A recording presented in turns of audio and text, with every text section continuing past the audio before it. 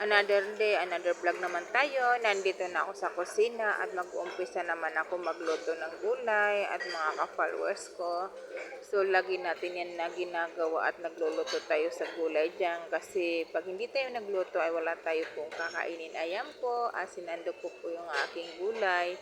At luto na talaga. Ayan po mga ka-followers. Asama niyo po ako kumain. At mabilis naman po yan lutuin kasi po yan sitaw po yan, pinapalampot ko po yan kaya ang bilis maluto po mga ka-followers. Mahilig po ako sa gulay po talaga at yan po itikman ko na lang kung okay na, masarap po, kung may lasa. So ayan po, may lasa po siya mga ka-followers. So kain na tayo. Ayan po, kakain po ako talaga at konting kinain ko kasi siyempre mabigat sa tiyan po yan talaga. Maganda po yung gulay na kinakain natin. At yan po mga ka-followers, sama nyo po ako kumain dyan. Hapunan po yan talaga. So mag-isa lang po ako dyan mga ka-followers kasi wala akong kasama sa bahay.